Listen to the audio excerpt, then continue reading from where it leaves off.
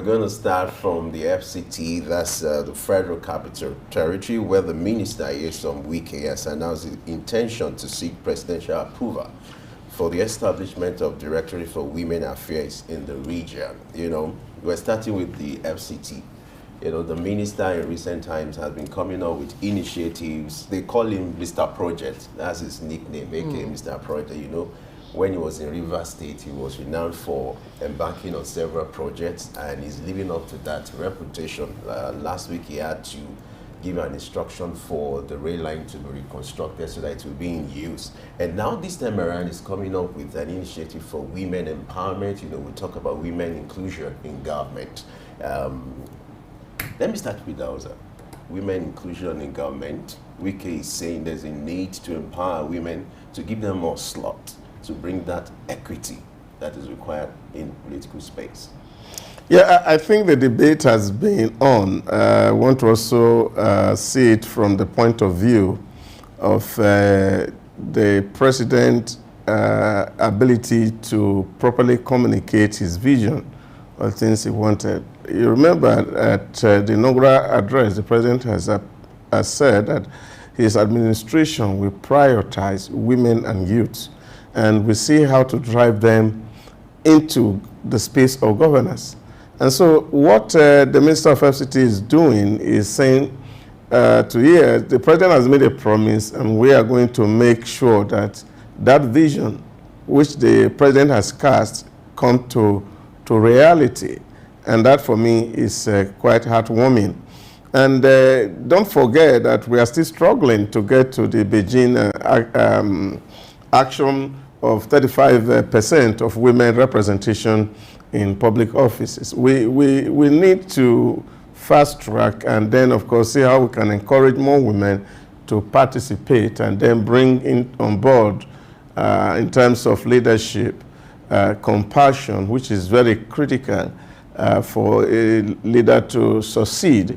When you have more women taking the place of leadership, that role of motherhood comes in, and then of course you can see a whole lot of things can actually take shape. Like my friend will always say, we need deliberately to try out the women species, because if you look at the animal world, the women species are actually the driving force. You see the lioness take care of the female beals everywhere you see. So the women species is significant, and I think that Wike drawing that strength to drive the development of FCT is a very welcome development for me. Well, I want to ask, the establishment of a Directorate for Women Affairs in the region, would that not be a duplication? Because at the national level we have that, and Abuja is the nation's capital. Yeah, I think if you understand, I like all the Supreme Court judgment that has come on the status of Abuja is that actually it has the status of a state. So what you're seeing is that Abuja is not just the federal capital, it's also representing a group of people who live in that territory. So yeah, the administration of the federation, the Ministry of Women Affairs, covers the entire federation. But just as you have Ministry of Women Affairs at the state level, now you are having directorate at the FCT to take care of the FCT women especially. And I think that's also very heartwarming. Just also know that the senator representing FCT is also a woman. And all of this is working together to actually use FCT as a launch pad for the affirmative action for Nigeria. I like the fact that we're at a time now women are being recognized. There's always this misunderstanding when you talk about women inclusion, or when you're talking about women, talking about equity. People will mistaking that to mean equality. We know that the gender has their peculiarities. There are things women could do better, there are things men could do better. But women are not asking for, equality. They're asking for equity. That means give us the same opportunity that you're giving to the same men. Just like you believe that men are capable, women are also capable. And I'm happy now that we have people who are living up to that. Look at what Okonjo-Iweala is doing at the international scene. We have women who are representing Nigeria very well. A good example is the one standing here too as well, and a host of women around here. So let's see what we'll make out of this proposal by the FCT minister. Okay, thank you, Femi, for the compliments. Though it sounds a bit patronizing, and I'm wondering what's the catch. But no, yes, it's just to buttress my point. Just yes, the thank you. And I'm glad that you get the point that women are not asking for equality, because there is no way you can equate a particular gender to the other, or say the genders are the same, because we all have different capabilities. We are to complement each other. It's just like you said, have equity in the system. All right, let's move on to the banking scene. The World Bank has advised central banks of Nigeria, Ethiopia, and Uganda against unconventional monetary measures that could undermine their policies. Now, these measures are monitoring fiscal deficits, direct lending interventions, untargeted subsidy programs, foreign exchange controls that may worsen the challenge of inflation. As you know, the economy is just in a bad state, not just in Nigeria, across Africa, and it's a global thing. You know, the effect of the Russian invasion, and you know, has had direct effect on virtually every country in the world. They are struggling one thing or the other, and now the World Bank is coming up with this alert and advisory for them to desist from unconventional monetary measures, you know, that could threaten the state of inflation as we speak. The target countries are Nigeria, Ethiopia, and Uganda. Well, unconventional times demand unconventional measure. And I think I was listening to Patrick Lumumba the other day, and he was saying, who says that the World Bank had the best of economies, that we can't think for ourselves? They can't sit in Washington and be telling us what to do in Africa. We have people who can think. We have people who understand and see what's on the ground. You see, a lot of theories have to be tested. We are different people. We have peculiarities that are unique to us. And I think nothing stops us from adopting very disruptive measures to solve our peculiar problems. World Bank, IMF, they should stay off Africa and allow Africa to think. This, for me, is the real issue. It's not about what they're suggesting. All of us are not dumps. The people who are sitting in CBN in Africa, they are not stupid. They are looking at the reality on their ground. And so World Bank should stop interfering in what we are doing and just raising unnecessary tensions in Africa so that we cannot emerge. Africa needs to emerge. We don't need their wisdom. We have our own wisdom. And we should begin to solve our problem our own way without tying ourselves to a apron string. There's problem in America. World Bank should speak to the American government. There's problem in the UK. They should speak to UK. You see, anytime African is taking some measures that is different from them, they raise unnecessary alert. And I think this is not healthy for Africa. Africa must own their own narrative. Africa must speak for themselves. Africa must own their own problem and not allow another man to determine how we drive our process. What is the real issue here? The real issue here is that, of course, the dollar, which is the reserve currency, is putting every other currency in the world under duress. Are only directed to favor the world. You know, the truth is, it takes results to cancel this kind of, you know, whether you call it insult, whether you call it interference, because you can't keep running your economy in isolation. It's a global space. There are indices to show that, yes, you are getting results. And it's not limited to whether Nigeria or Ethiopia, Uganda. It's a universal thing. And so if World Bank can read the books, and from what the figures they see, the statistics is telling them that, yet you are not getting results, I don't think they will desist from intervening. You see, my point here is simple. What intervention are we doing? We're seeing poverty all across Africa, in Europe. And what this means is that we don't have the buying power. That's what it means. So, if as an individual, you don't have a buying power, if you produce something locally, you won't have the means to buy it. Do you understand the narrative? This is what it is. So we need to be able to empower our people to have purchasing power.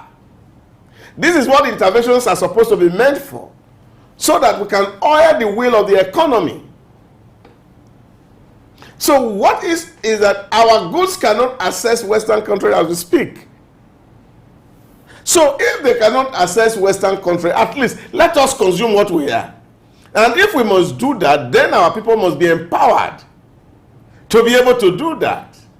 And I think those are the interventions that we're talking about, like we're saying yesterday, and that's why I was emphasizing that if you're going to give money to people, let's ensure that the money we are giving to people, we are putting them to creative use and productive use. It's not just going to give money to somebody and then use it to go and buy pepper soup and then not invest it. So we must be able to speak to these issues ourselves, that this is how we want our fund to be done.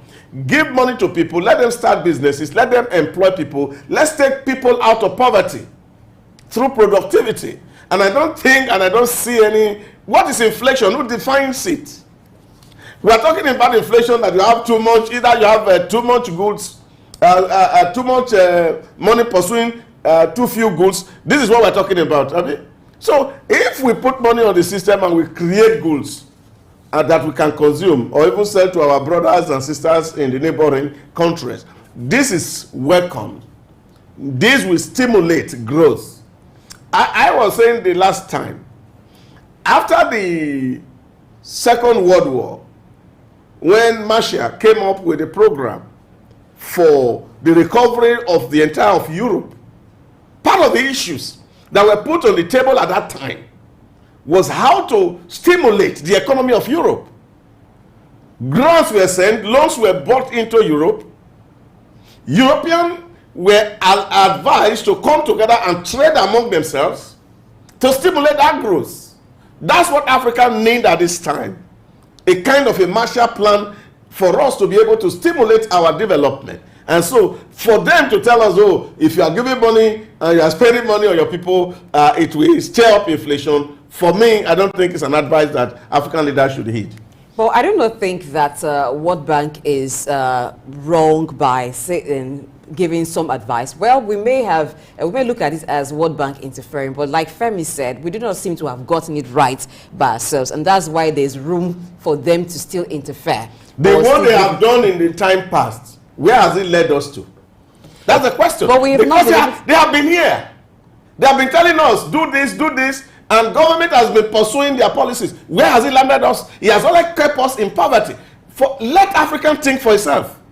Okay, even in thinking for itself and in the trying not to allow someone outside determine how our house is being run. But we, like you mentioned, we talked about this yesterday, the direct lending intervention of government. I do not have an issue with that, but I want to agree with the concern that World Bank has raised.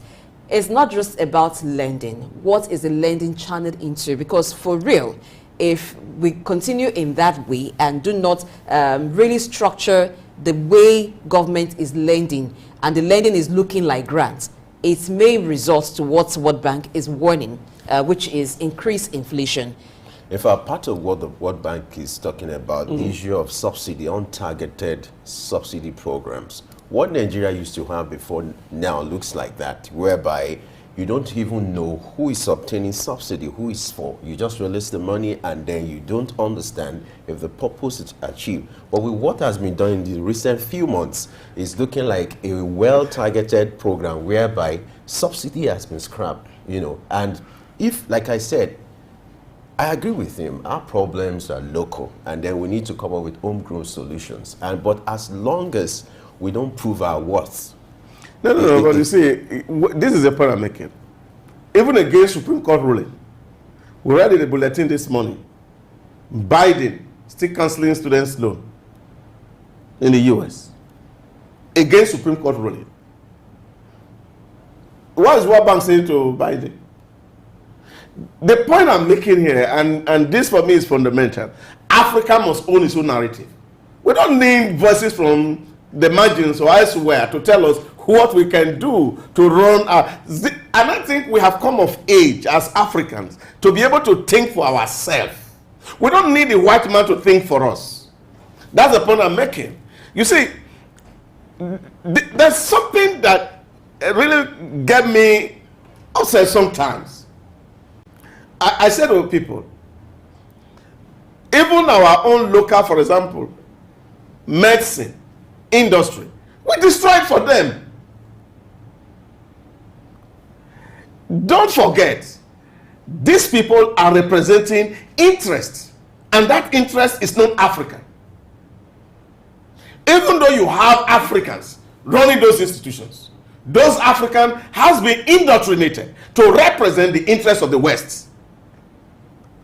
So when you hear them like this, what you need to do is that you have to read in between the line. It's like Africans about to do something right. And this is historical. I see where you're coming from, and I think too, yes, while we want to look at some of the things that they say, we should not accept everything hook, line, sinker. We should be smart enough to check motives, and we just hope that Africa gets it right, not just Nigeria, because they've mentioned some other countries, and that we're consistent in policies that are being developed to address economic issues, because when we were not consistent in growth, it then means that we'll take 2 steps forward and take several others backwards. I think the adversary is just for these countries to put their houses in order. And I think the statement, the message has been passed. Let's move on. As part of its effort to promote business, Nigeria's abundant natural gas resources, the federal government is set to convert 10 million PMS vehicles to CNG in the next 36 months. You know, due to the removal of fuel subsidy, it has become a reality now for CNG to be the order of the day. And Nigeria, trust me, we are blessed. When it comes to gas reserves, we are one of the largest in Africa. In fact, the record shows that Nigeria accounts for over 30% of the gas reserves in Africa. Reserves? And then, yes, reserves in Africa. And then there was this, I was reading a report released by an expert who predicts that the gas reserves in Nigeria can last for the next 94 years. And that's huge. Okay, and I think you need to make it clear when you're saying reserve, like gas deposits, not the one that has actually been refined. Yeah. So we have the natural resources and the potential is there. So the conversion from PMS to CNG for vehicles, it makes it easier and cheaper. Because as we speak now, the landing cost of petrol as at today is about 720 naira per liter. And that's not a joke. The conversion from PMS vehicles to CNG, how do you see that development? Well, why for me is like a stopgap mechanism to deal with the issue of the removal of subsidy. We must also not forget that gas is also not a renewable source. And what that means is you just said that the gas in Nigeria can last 94 years. So after 94 years, what happened? Now, the goal of sustainable development is to see how we enjoy today and the future is good for our children's children. Or are you thinking that after 94 years, the world will come to an end? So this is one thing that we have to look into. So is gas the way to go? Should we be looking for other measures which are not renewable, like which Europe is trying to adopt? Moving completely from fossil fuel and getting into electric cars. There's some of them that we can charge with solar panels without necessarily depleting the resource that God has given to us. And I think these are, for me, the real conversations we must be having. While we are trying to solve an immediate problem, we must put our eye on the long term. Another issue here we must also raise, and federal government want to, is, are they federal government vehicles? Are they private vehicles? Who is going to fund the conversion? All this debate, we need to put it in place because these all require huge sum of money. And I think that government must focus on what is required, and that is providing basic and world-class infrastructure that makes things to thrive. And we cannot do everything. Government cannot do everything. Government can only do so much. And I think what some state governors have done, like we commended Governor Obaseki here on the show about 3 days ago, providing CNG buses to commute people in Edo State. That's welcome. Federal government can invest in some of these buses to help reduce or ameliorate the burden of hardship so that people don't necessarily have to drive to work and cut down on the consumption of energy.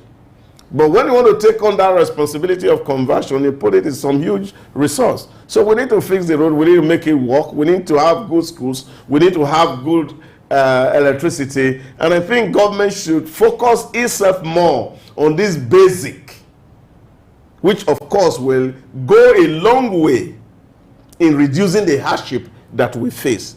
Don't forget that if you look at inflation issues in Africa, is in Nigeria especially, is tied to food. And why? Is because access to market. And I think this is the area where government need to really concentrate to see how to reduce logistic costs so that people can buy things cheaper, and then they will have some respite from the removal of subsidy. So this for me is where government must be thinking toward. So when you say 1 million vehicles, and you're asking, who is it, private vehicles? Is there going to be a policy that is going to say, oh, you must have to convert your vehicle? This thing should be allowed to naturally evolve. Just like the government says that they are going to invest in some training for people who can do the conversion. Vocational training for people who can repair these, maintain these CNG vehicles. We can invest in all that to empower some youth and give them something to do, that those who want to convert to CNG can have the right technology in place to be able to do that. But for me, I think it's much more than just solving the problem of fuel subsidy. We must also be thinking of the generation that will come after us. My worry actually is from the perspective of demand and supply, because right now you don't have much demand on the use of CNG for automobiles.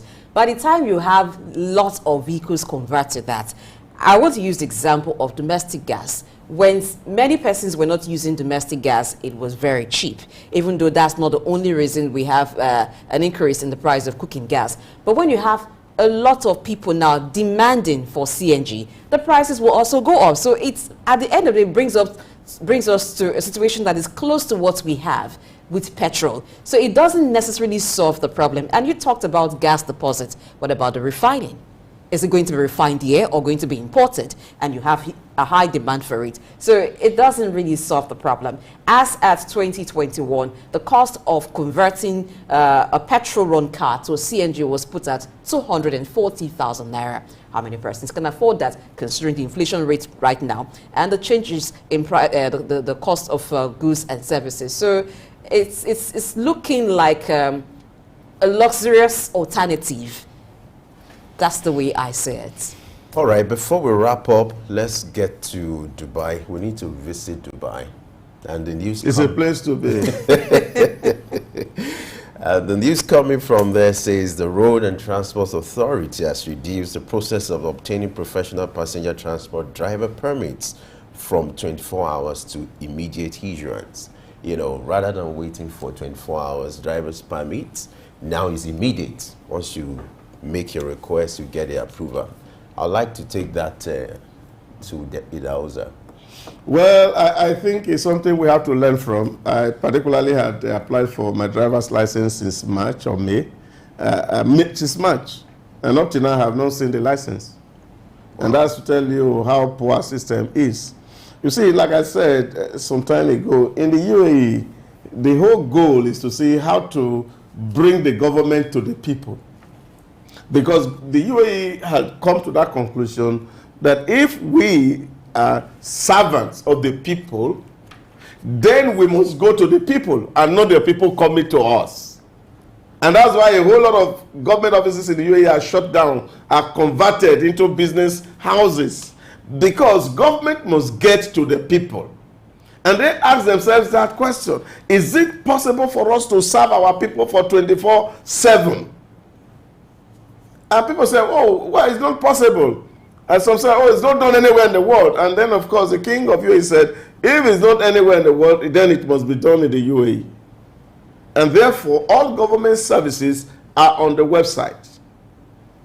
And you can do anything that you want to do with government from the website. There's again another pioneering effort to see that you can instantly get your driver's license or permit to drive if you can upload all the required documents and complete the necessary form on the app, and instantly you get an electronic transfer. Same is happening to their visa. Once you pay, the artificial intelligence automatically award you a visa. So you don't need to wait on the queue. Now, this is commendable, and this is what I say to a lot of people. The world has advanced. Technology is here to solve our problem, and we don't need to carry any problem on our head. Let's deploy artificial intelligence. Let's deploy humanoids to do some work for us, and that will reduce the pressure and the influence of human beings in trying to subvert the system. And you know, in the UAE, they have a full ministry for artificial intelligence.